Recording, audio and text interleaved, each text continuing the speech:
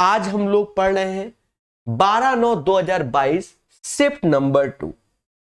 पहला क्वेश्चन आपके सामने, निम्न में से कौन सी दो क्रमागत छूटें 84% की एकल छूट के बराबर है? क्या है दोस्तों? डिस्काउंट है दो, तो आप माइनस का x minus y minus minus plus x y upon 100, इस फॉर्मूले को माइंड में रखकर आप देख सकते हो। पहले हमने 30 और 70 लिए तो 100 हुआ, पर 7 या 21 घटाओगे 100 में 21 कभी 84 नहीं आएगा।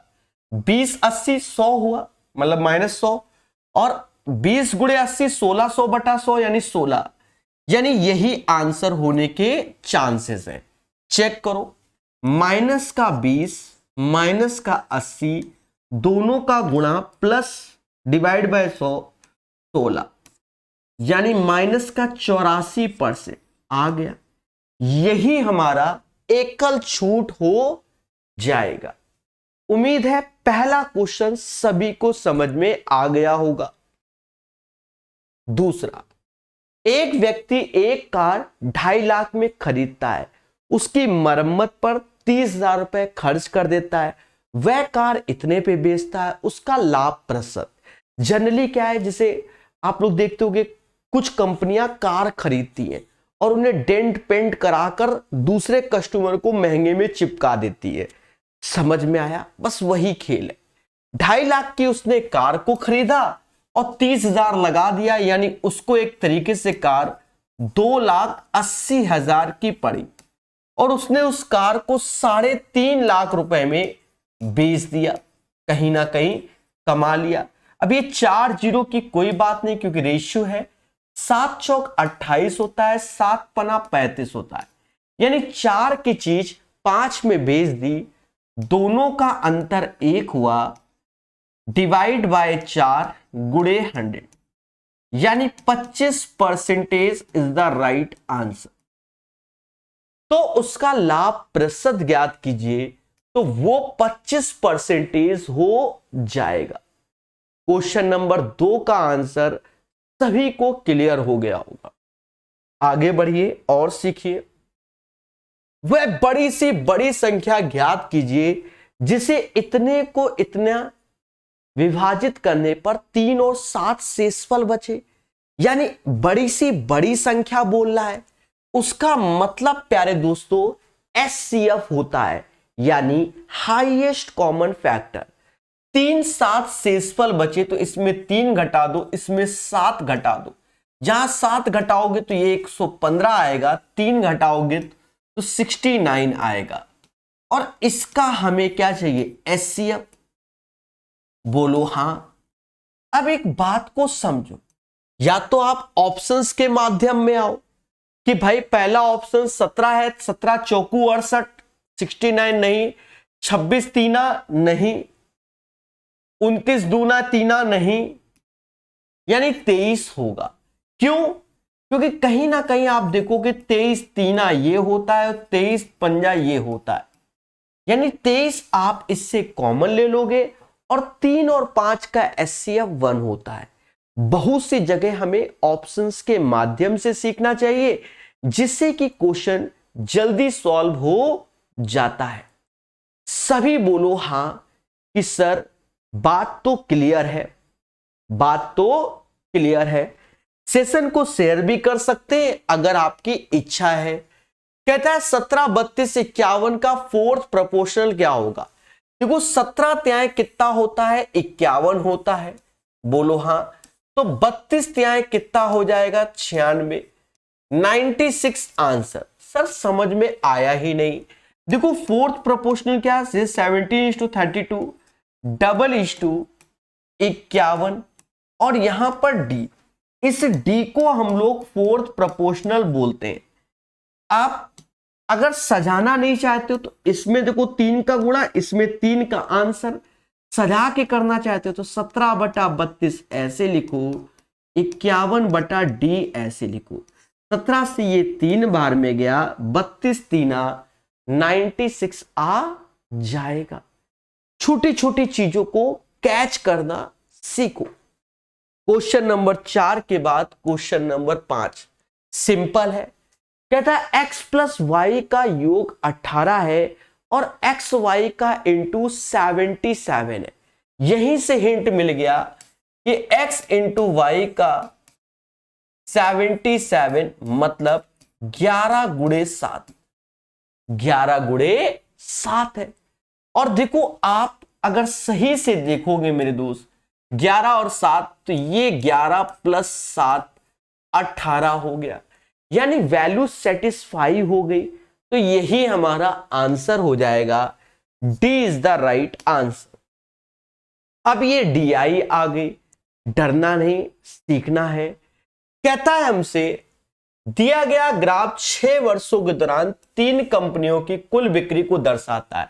दिए गए वर्षों में किन 2 वर्षों में तीनों कंपनियों की कुल बिक्री बराबर है? कुल बिक्री बराबर है।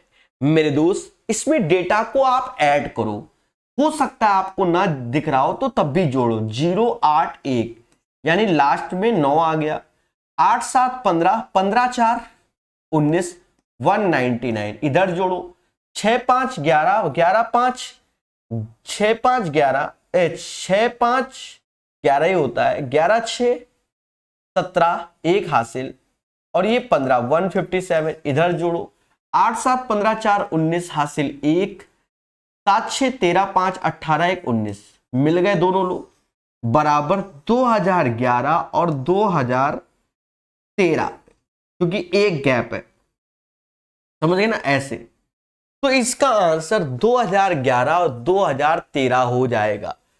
अगर आंसर मिल गया है तो आगे चेक करने की जरूरत अभी की डेट में नहीं है, ठीक है, अभी की डेट में नहीं है। फिर भी हम एक बार देख लेते हैं कहीं कोई भूल चूक लेना देना तो नहीं हुआ है, ठीक है। हाँ 8 1 9 ठीक है, 8 7 15 4 19 ठीक है। बाकी कमेंट करके आप लोग बताइए। 12 5 17 सही है, 5 5 10 4 14 1 15 सही है, 8 7 15 15 4 19 हासिल 1, 7 6 13 5 18 1 19 ठीक है, 6 दूनी 12 12 7 19, 5 5 10 16 1 17, 8 7 15 1 16, 8 7 15 15 6 21 और 1 22, 6 5 11 9 20 2 हासिल, 7 6 13 5 18 1 19 और 1 20, ठीक है। तो आप देखो सिर्फ 2011 और 2013 मैच कर रहा है। आप लोग कमेंट में जरूर बताएं अगर कोई गड़बड़ है, अभी सही हो जाएगा, ठीक है। तो सभी का आंसर 6 का बी आ रहा है। देखिए एक बात हमेशा याद रखना, जब एक बार मैच कर जाए तो फिर आगे चेक करने की जरूरत नहीं होती है, यह भी याद रखना। एक समकोण त्रिभुज का कर्ण किसी एक भुजा के 2 गुने से 2 अधिक है। अब यह क्वेश्चन रेलवे को देना ही नहीं चाहिए था ग्रुप डी एग्जाम में, ये 5 सितारा क्वेश्चन, ठीक है। अगर आता नहीं तो ये बनेगा भी नहीं, मुद्दा खत्म, समझो। बहुत प्यारा क्वेश्चन है।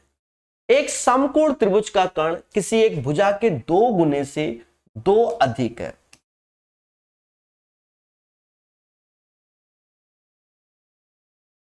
किसी एक भुजा के 2 गुने से 2 अधिक है, जबकि तीसरी भुजा कर्ण के आधे से 13 अधिक है। कर्ण का आधा यानी 2x प्लस 2 का आधा करोगे तो x प्लस 1 आएगा, और उससे 13 अधिक है यानी ये आ गया, यानी इसे हम कह सकते हैं x प्लस 14।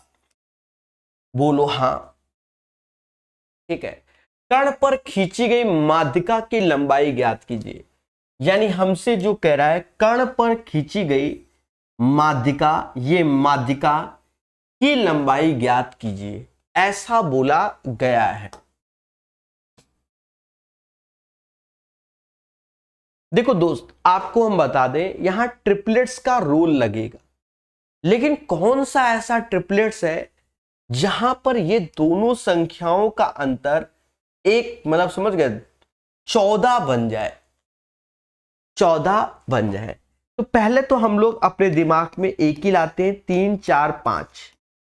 पहले बात को सुनना और समझना, इसमें समान अंतर एक एक का है। अगर मैं 14 का गुणा कर दूं सभी में तो बनने की उम्मीद है, क्योंकि भाई 14 3 42, 14 चौको 56 बन गया। लेकिन यहां 14 रखो तो क्या 70 आता है? 14 दूनी 28, 2 30 नहीं आता।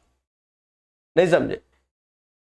अगर मैं 14 का अंतर बना रहा हूं, नहीं, इससे तो बनेगा ही नहीं, डिफरेंस 14 का नहीं, क्योंकि बड़ा मुद्दा है, ये नहीं हो।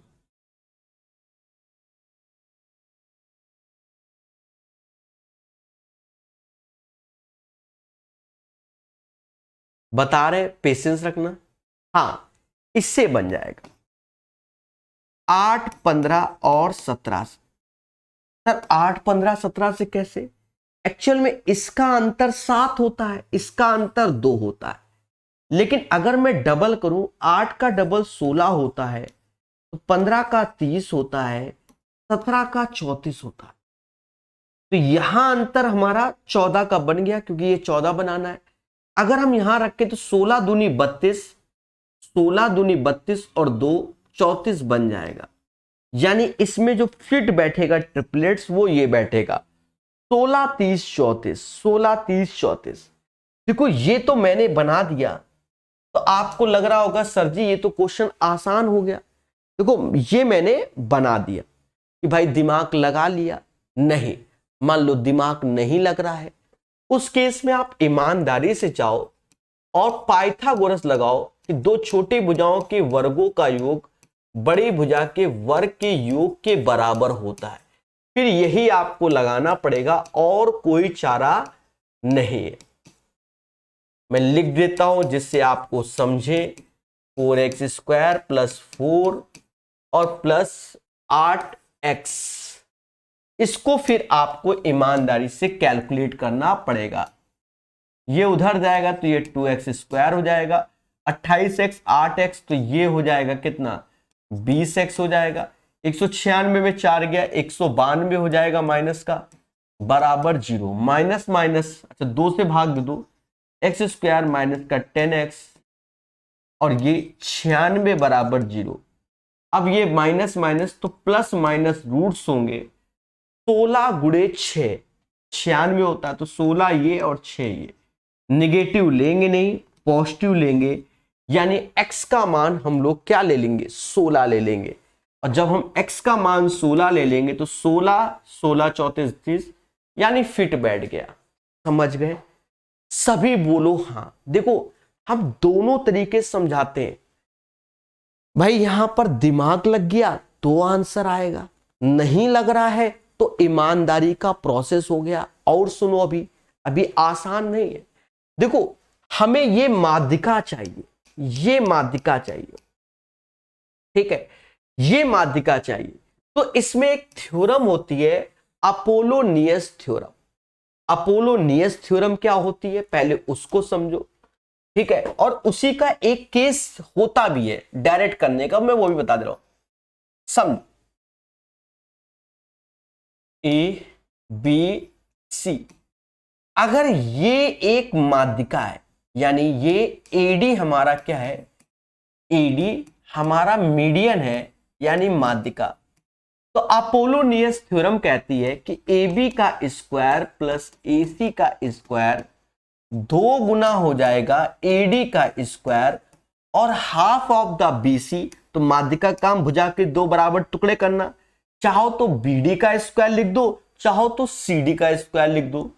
तो बीडी का स्क्वायर, बीडी का स्क्वायर, इस थ्योरम को हमने बोला अपोलोनियस थ्योरम। जब प्रकाश सर मैथ ऐप में जाओगे, फ्री कोर्सेस में जाओगे, वहां पर आपको मतलब फ्री लेक्चर मेंसुरेशन ज्योमेट्री में थ्योरम मिल जाएगी, कैसे प्रूव किया जाता है, ठीक है।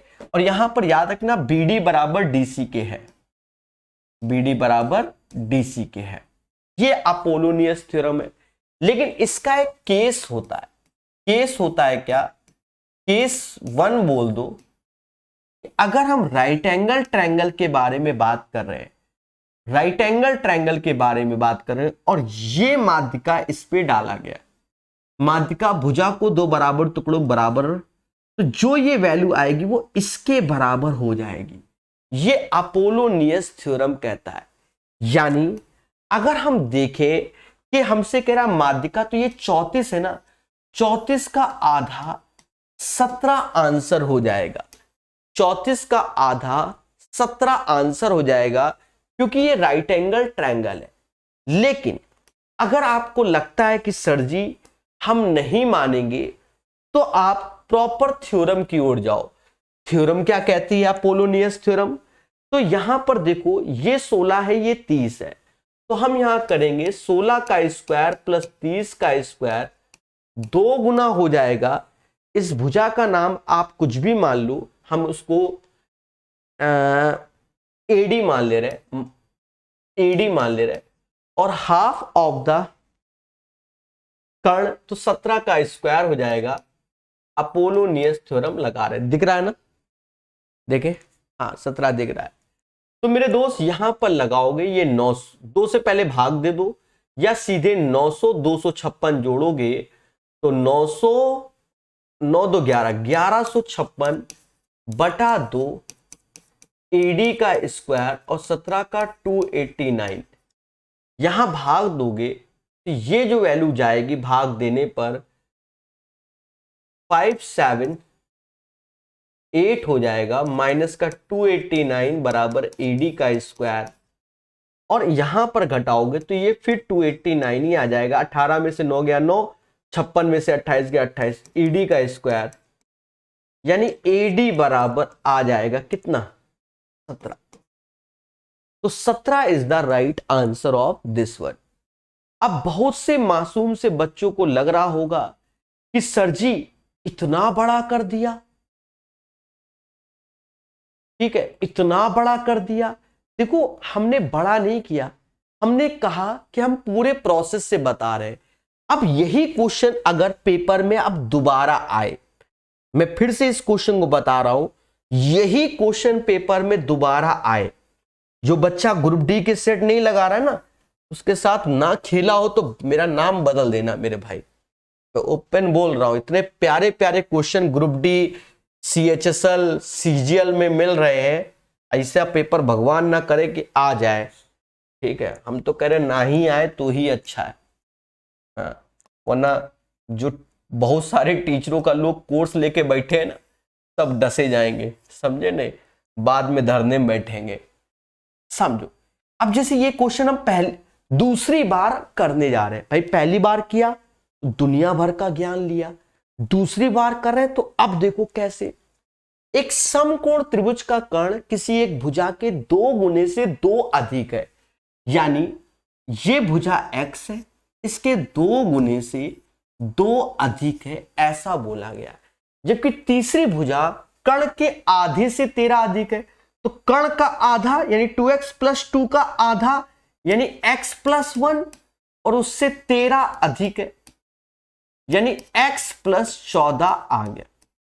बस हमें यह ध्यान देना है कि इन दोनों के बीच का अंतर 14 होना चाहिए।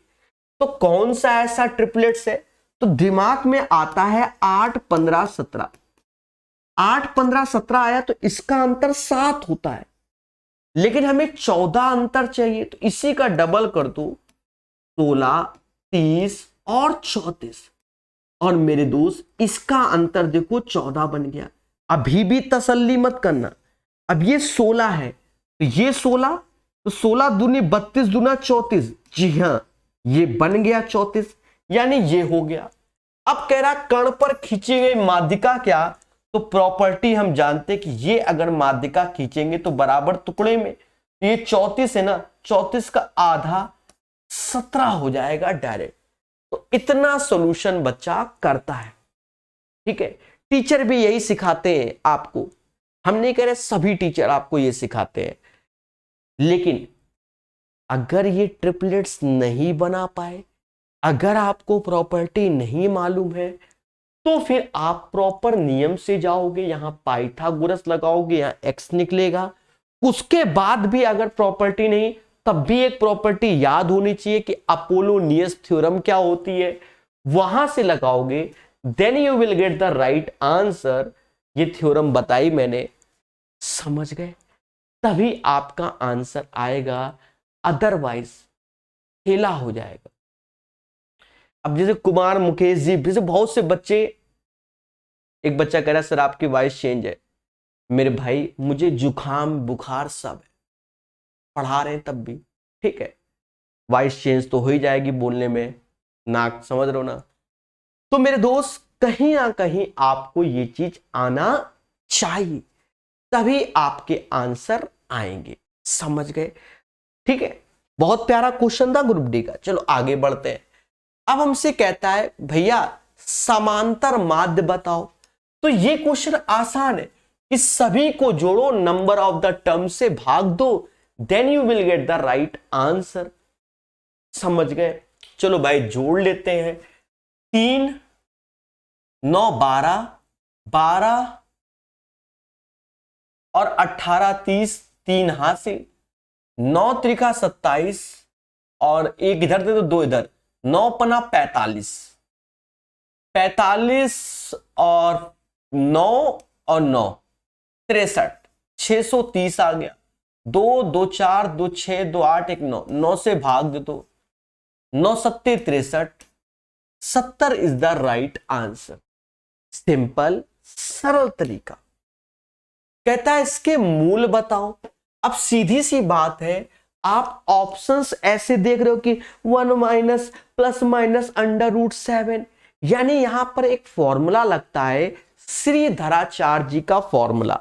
हाँ, जब उसको देख ही रहे हो तो आपने देखा होगा ax² bx + c = 0। तो मेरे प्यारे दोस्तों यहां एक फॉर्मूला लगता है, x बराबर -b प्लस माइनस √b² का 4ac/2a, ये होता है फॉर्मूला। यहां रखोगे, माइनस का 2 ऐसे आएगा, प्लस माइनस ऐसे आएगा, 2 का स्क्वायर 4 होगा, -4, पहला 1 और ये 1 इंटू माइनस का 6 और मेरे दोस्त बटा 2। तो यहां 2 से चाहो तो अभी नहीं भाग दो भाई, कोई बात नहीं।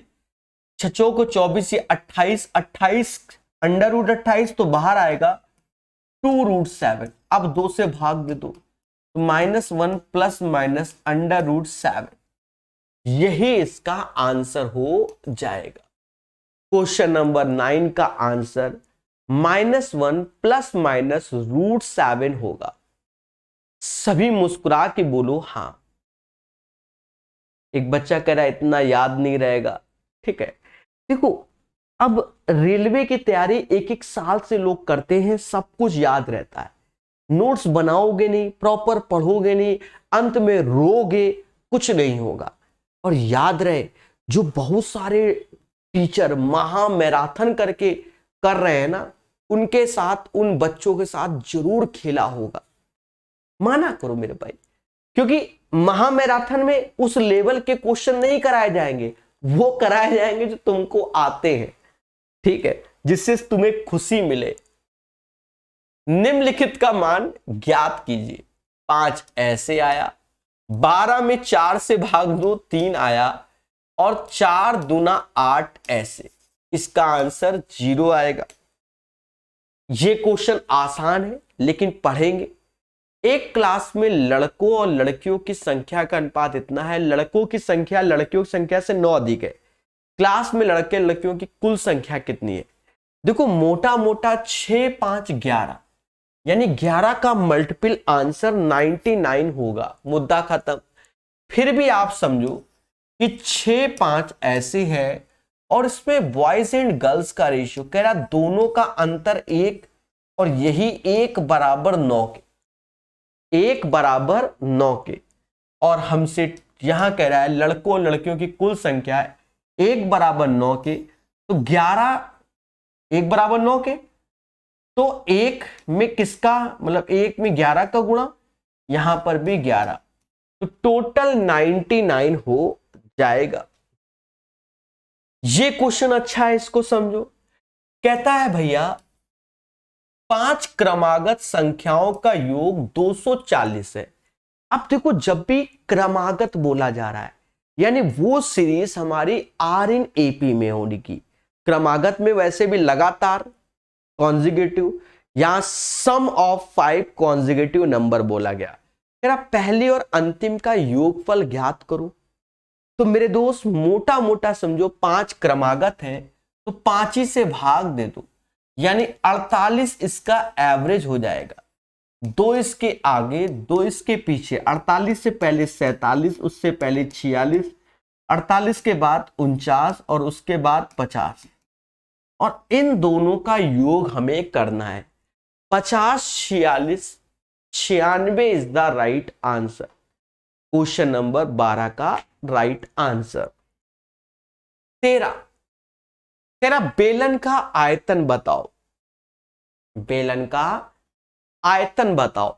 देखो, बेलन का आयतन पाई आर स्क्वायर एच होता है और पाई 11 का मल्टीपल होता है।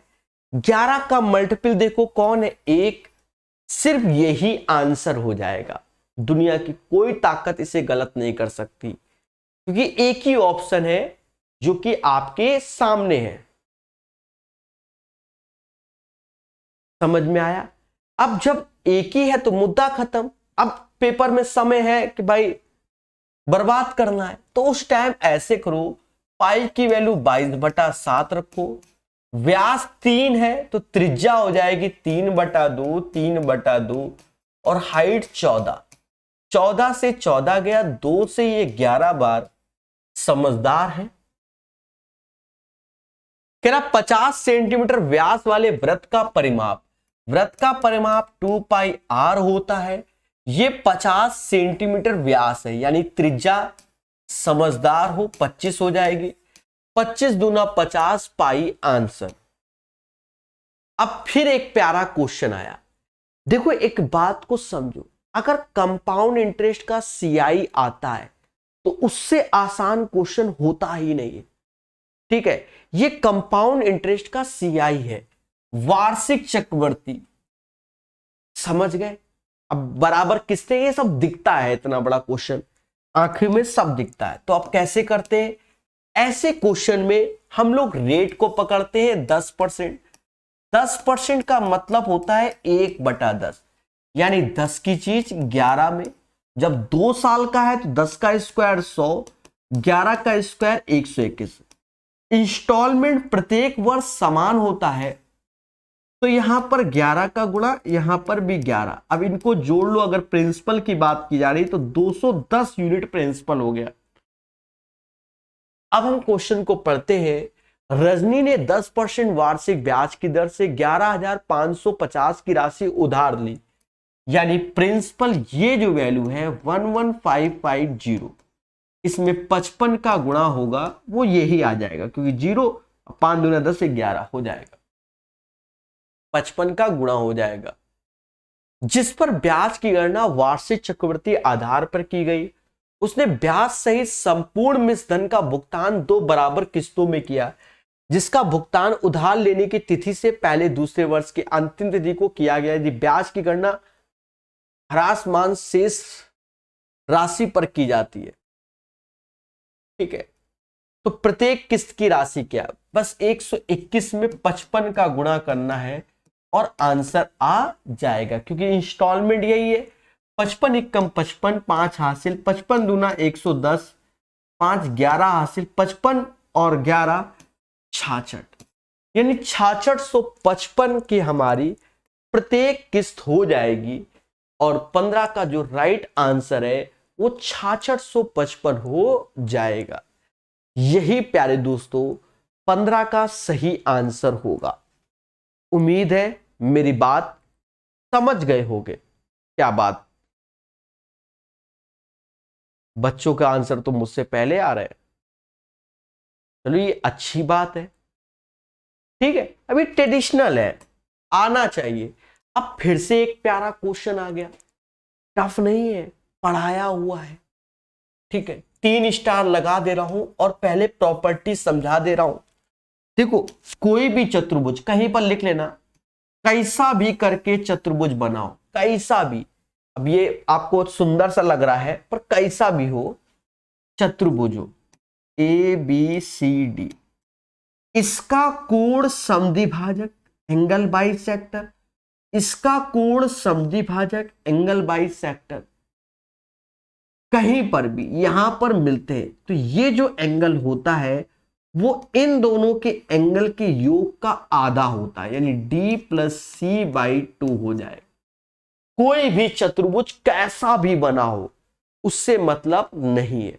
अब क्वेश्चन पढ़ते हैं। कहता है भैया चतुर्भुज पी क्यू आर एस में, तो कैसे भी करके हमने एक चतुर्भुज बना लिया, ठीक है, ये जिसका नाम हमने पी क्यू आर एस लिख दिया। कहता आर और एस के समद्विभाजक, आर और एस के समद्विभाजक यानी एंगल बाइसेक्टर टी पर मिलते हैं, और एस टी आर यानी ये 87 डिग्री का कोण बनाता है। और हमसे कह रहा है पी और क्यू के कोण 2:3 यानी 2 थीटा और 3 थीटा है, तो Q और P के मापों का अंतर क्या है? मेरे दोस्त कितना प्यारा बताएंगे। इन दोनों के योग का आधा ये होगा, यानी 2 थीटा 3 थीटा का योग होता है 5 थीटा, उसका आधा ये होगा according to the this property. 2 का गुणा कर दो, 7.5 का दुगुना 15 हासिल 1, 15 1 17, 175 बराबर 5 थीटा के, तो थीटा बराबर 35 के, और हमसे 2 थीटा 3 थीटा का अंतर बोल रहा है, तो वो थीटा ही होता है 35 डिग्री। 35 डिग्री कई बार एसएससी में क्वेश्चन आया, समझ गए? हमने जमाने पहले 4-4 5-5 साल पहले इन क्वेश्चनों को पढ़ा के बैठा हुआ, ठीक है। उम्मीद है मेरी बात समझ गए होंगे। कॉन्सेप्ट पर फोकस कीजिए, चीजों को जानिए। देखिए अब हमारे पास वो समय नहीं है कि हमारे क्वेश्चन का फॉर्मूला प्रूव करें, छोटे छोटे फॉर्मूले को याद कीजिए, ठीक है, कि ऐसा हो तो ऐसा होता है। फर्जी क्वेश्चन आ गया। अब देखो यहां पर नीचे 2 का गुणा कर लो, ऊपर 2 का गुणा कर लो, तो 9 और 1 8 और 1 9, और ये 10 यानी 9/10 डिवाइड बाय 9/10, मुद्दा खत्म, एक आंसर, सोचना ही नहीं। 2 संख्या ज्ञात कीजिए जिसका माध्य अनुपाती इतना, तृतीय अनुपाती इतना। तो देखो इसमें आपको रेशियो की बात पढ़ाई गई, जैसे हमने आज ही क्वेश्चन आया था A:B C:D, इसे 4th प्रोपोर्शनल बोलते हैं। अगर 3rd प्रोपोर्शनल आ रहा है तो वो होता है A:B B:C, C को 3rd प्रोपोर्शनल बोलते हैं। मीन प्रोपोर्शनल बोला जाए तो 2 संख्या AB का मीन प्रोपोर्शनल √AB होता है। यहां इसने माध्यानुपाती बोला गया 14, यानी √AB बराबर 14 के, और तृतीयानुपाती बोला गया ये वाला, तो यानी B² अपॉन, मतलब B² अपॉन A बराबर 4802 के। ये चीज आपके सामने। कहता भैया आंसर बताओ, तो देखो मेहनत करोगे तो 10 लेगा। ये 14 है प्यारे दोस्तों, तो अंदर AB का इंटू 196 होना चाहिए, तभी 14 आएगा। इसका होता है 8 7 56, 5 हासिल 14 5, ये भी होता है, तो फिर सभी होते हैं। हाँ 49 गुणे 4 भी होता है, सिर्फ ये नहीं होता 8 चौका 32 नहीं, ठीक है। अब क्या किया जाए दया, अब क्या किया जाए, सॉल्व किया जाए। देखो तो इसका मतलब AB का मान 196 हो गया, इन दोनों का गुणा कर दो, यानी AB into B² upon A, happy birthday हो जाएगा। 196 ऐसे, और ये वैल्यू जो दिख रही है ना 196 लिखा है, उसको 14 गुणे 14 लिख लो, हाँ कोई दिक्कत नहीं। और 4809 जो होता है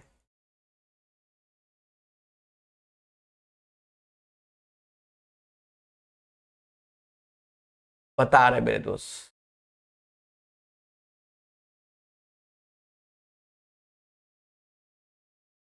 98 के स्क्वायर का आधा होता है, 98 के स्क्वायर का आधा होता है।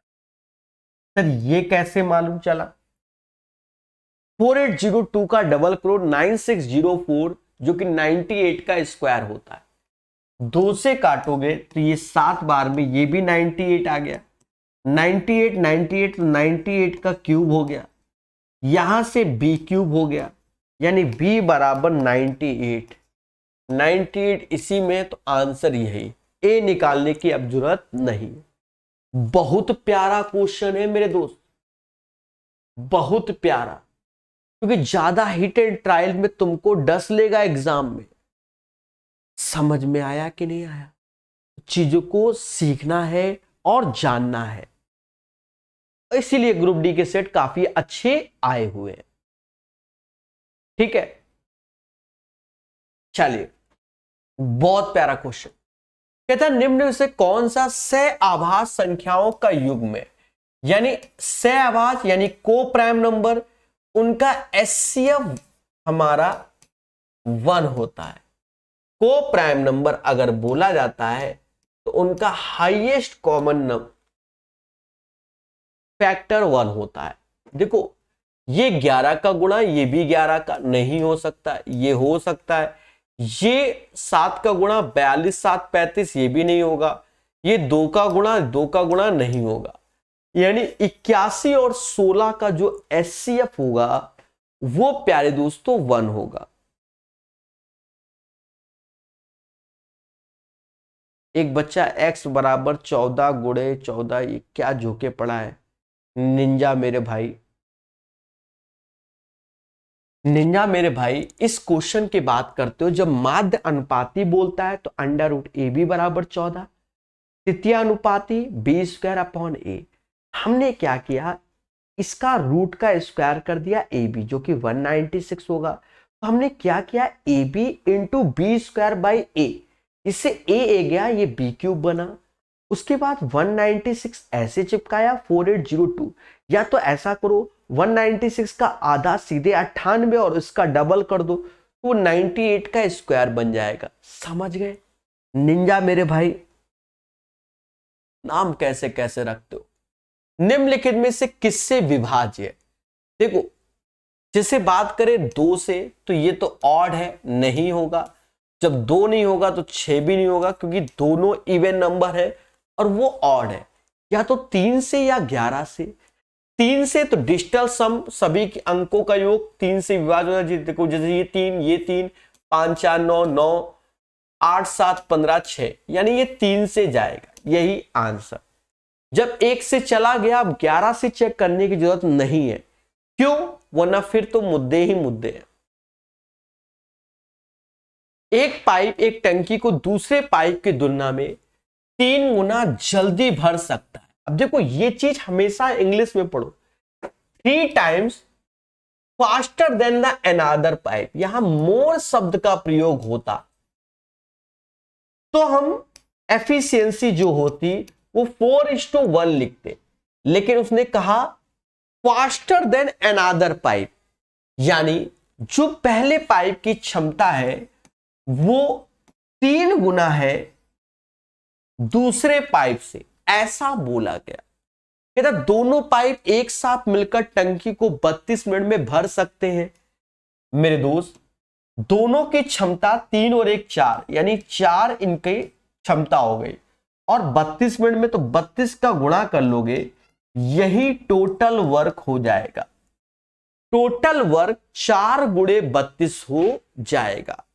फिर कहता है धीमे पाइप द्वारा अकेले टंकी को भरने में कितना मिनट लगेगा। अब इसमें धीरा कौन? जिसकी एफिशिएंसी यानी कार्य क्षमता कम है वही धीमा पाइप होगा मेरे भाई।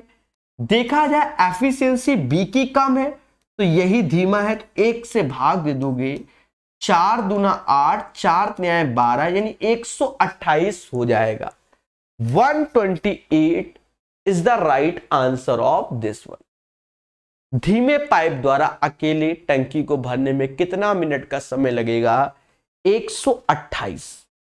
यही प्यारे दोस्तों इसका सही आंसर हो जाएगा। 21 का राइट आंसर आपके सामने।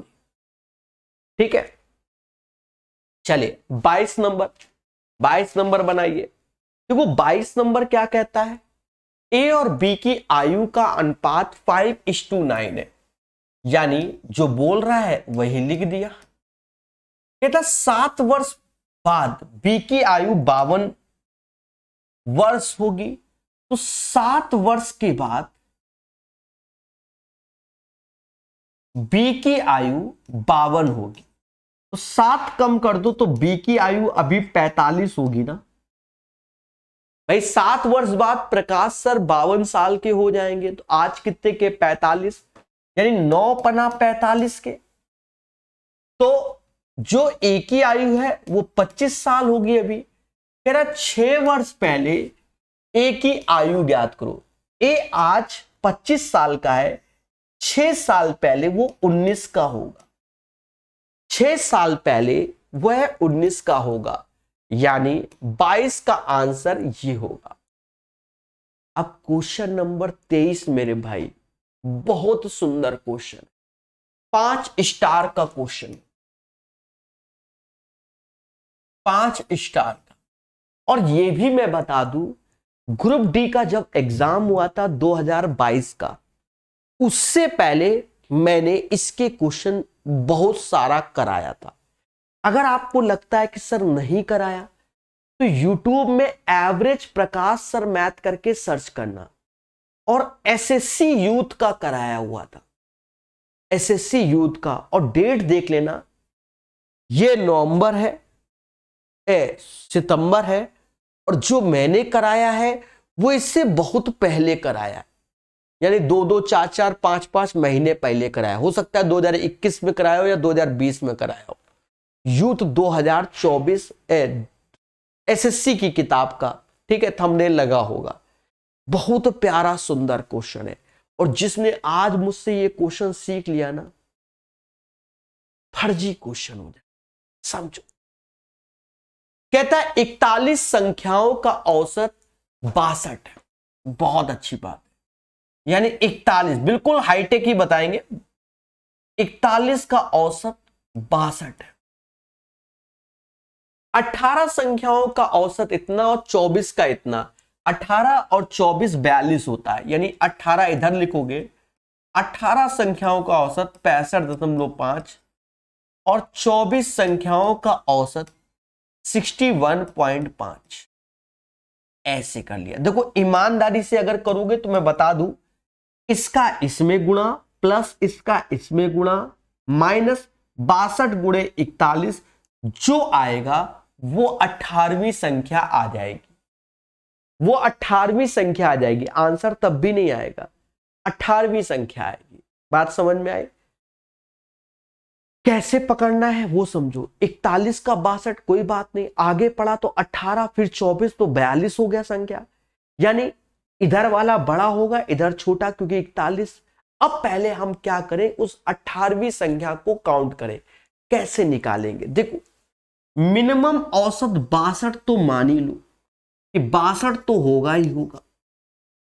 यहां प्लस लगेगा। प्लस क्यों? क्योंकि इधर वाला बड़ा है इससे। 62 से ये दो, मतलब यहां 42 टर्म्स है, यहां 41, तो प्लस लगा रहा हूं। वरना अगर 40 यहां होता है, जैसे ये 18 और यहां 22 होता, तो यहां प्लस की जगह में माइनस सिंबल लगाता। मैं समझा दे रहा हूं, इसीलिए सब कराया हुआ है, ऐसा नहीं है। 62 से ये कितना ज्यादा? 3.5 ज्यादा। 62 से ये कितना कम? आधा कम। इसको इसमें गुणा कर दो। 18 ત્યાં 54, 54 9 63, 63, और यहां माइनस का, क्योंकि ये कम है, माइनस का 12, यानी कुल मिलाकर औसत यानी एवरेज यानी 62 प्लस 51 एक्स्ट्रा आएगा।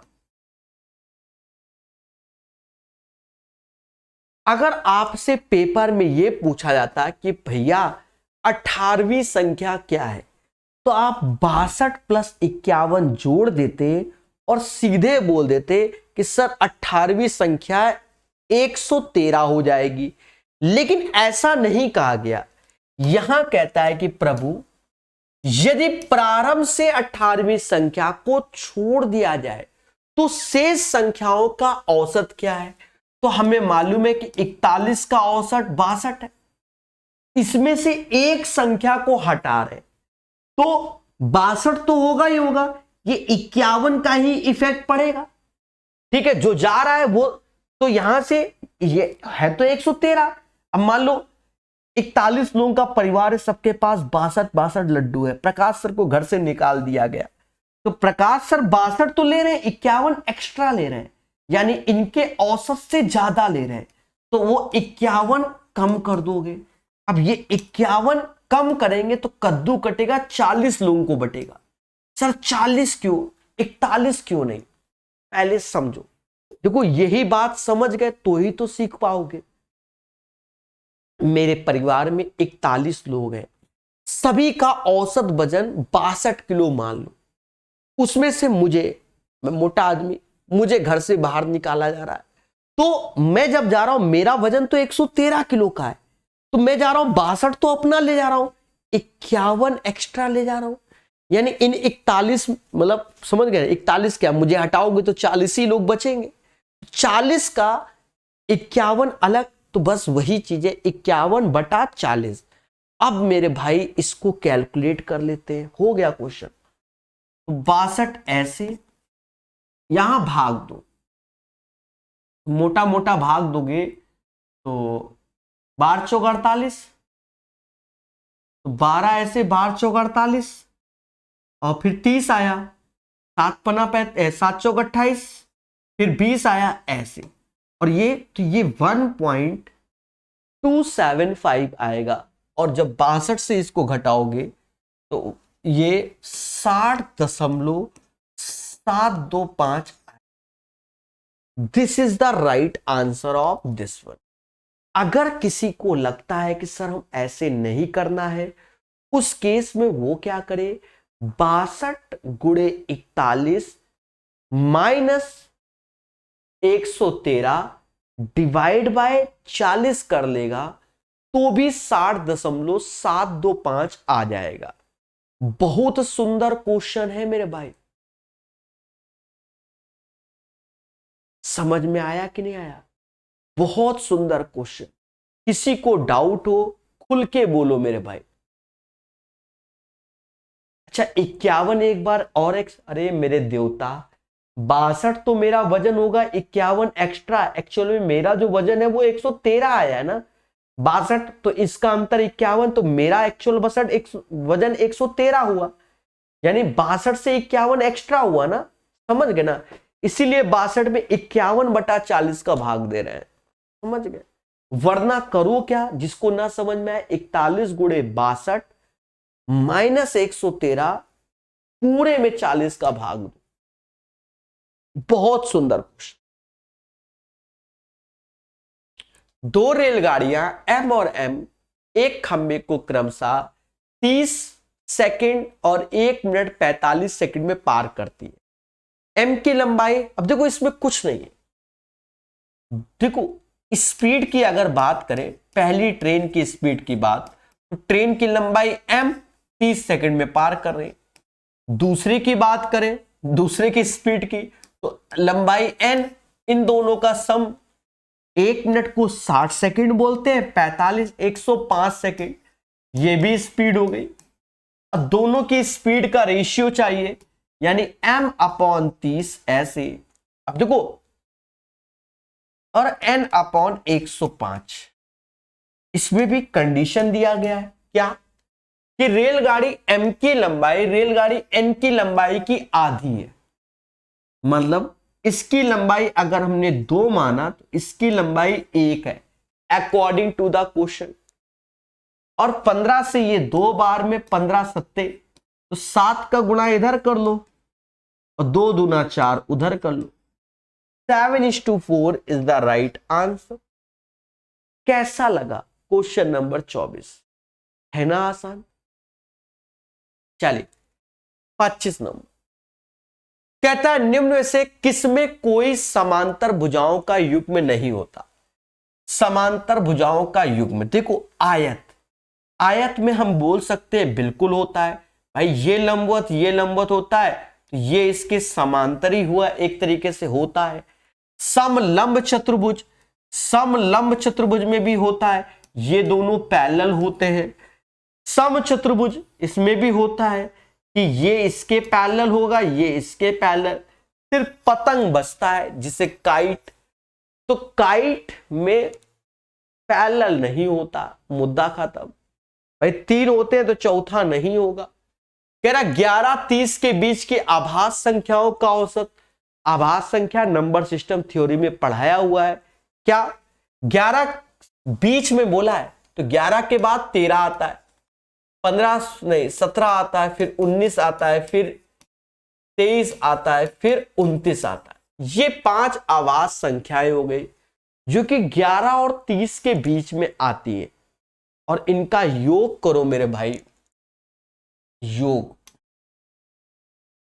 9 दूनी 18, 10 28, 3 31, 3 हासिल, 2 2 4 1 5 6 7 3 10, 101 5 से भाग दोगे जो कि 20.2 आ जाएगा। Simple question. DI दिया गया ग्राफ किसी विद्यालय के क्लास 10th के 4 वर्गों में लड़कियों और लड़कों की संख्या दर्शाता है।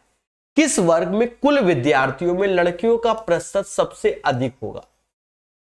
साफ साफ दिख रहा है, इसमें होगा 10C में भाई। विद्यार्थी देखो, लड़कियां 26 आउट ऑफ कितने में से? 40 में से इंटू 100। बाकी में आप देखो, बाकी में 22 लड़कियां आउट ऑफ 40 में से, देख रहे हो 40 में 22 लड़कियां। यहां देखोगे तो यहां लड़के जीत गए हैं, लड़कियों से मुद्दा ही खत्म। यहां देखोगे तो 21 आउट ऑफ कितने में से, पर यहां 40 में से सीधे 26 लड़कियां, तो ऑब्जर्वेशन देखोगे 10C आएगा, 10C। तो सॉल्व नहीं करते, दिमाग लगाते हैं। उम्मीद है मेरी बात, मेरे शब्द समझ गए होंगे। क्लियर है?